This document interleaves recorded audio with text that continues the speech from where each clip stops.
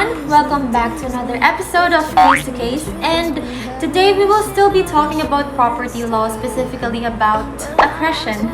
And to further understand the topic, today we will have the case of spouses Baes versus Court of Appeals. So, let's go!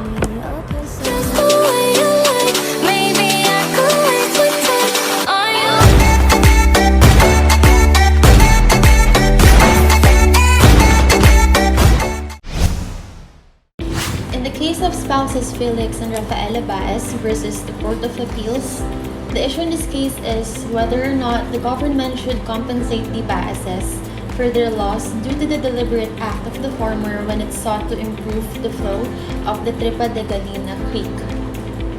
The rule of law mentioned in this case is Article 461 of the Civil Code, which states that riverbeds which are abandoned through the natural change in the course of the waters ipso facto belong to the owners whose lands are occupied by the new course in proportion to the area lost.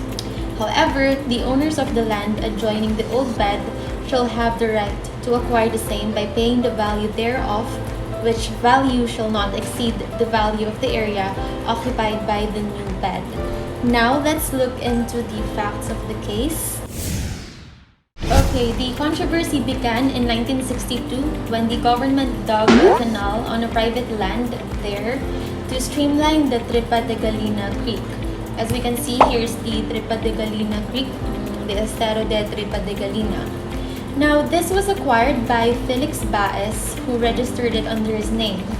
And later on, he subdivided the property or the land into three areas, which namely were Lot 2958A, 2958B, and 2958C. Now, in exchange for Lot B, which was totally occupied by the canal, the government gave Baes a lot with exactly the same area through a deed of exchange of real property. The property was then designated as 327A and later registered under Felix Baes' name. Meanwhile, Baes had Lot C and a portion of Lot A designated as Lot 1 Block 4 resurveyed and subdivided. He then submitted a petition for the approval of his resurvey and subdivision plans, claiming that after the said lots were plotted by a competent surveyor, it was found that there were errors in respect of their bearings and distances. And this was later on approved by the Court of Instance of Pasay City. So as a result, the old TCTs covering the said lots were cancelled and new ones were issued. We now have Lot 1A Block 4, Lot 1B Block 4, which represent the increase in area after the resurvey, since it was mentioned that there were errors regarding the sizes of the land. We have Lot 2958C1 and Lot 2958C2, which again was an increase in area after the resurvey. Now, the Republic of the Philippines discovered that Lot 1B, on which the petitioners had erected an apartment building, covered an area which is a filled-up portion of the Tripa de Galina Creek. However, the petitioners were claiming that Lot 1B belongs to them, relying on Article 461 of the Civil Code. Now, let's have an analysis of the arguments presented by each party so that we can further understand their claims.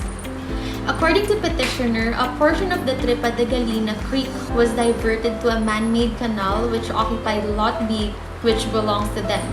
So, they became the owners of the old bed. But the respondent rejects this claim and avers that the petitioners had already been fully compensated for it when they agreed to exchange their lot with another lot belonging to the government. The Supreme Court agrees with the Baeses, stating that Lot 1B really belongs to them, explaining that if a riparian owner is entitled to compensation for the damage to or loss of his property due to natural causes, there is all the more reason to compensate him when the change in the course of the river is affected through artificial means. And in this case, the loss to the petitioners of the land covered by the canal was the result of a deliberate act on the part of the government, which is an artificial mean, when it sought to improve the flow of the Tripa de Galina Creek. It was therefore obligated to compensate the Baeses for their losses. However, The petitioners have already been compensated when the Baeses were given Lot 3271A in exchange for the affected Lot B through the deed of exchange of real property. However, the Baeses were already compensated when the government gave them Lot 3271A in exchange for Lot B through the deed of exchange of real property.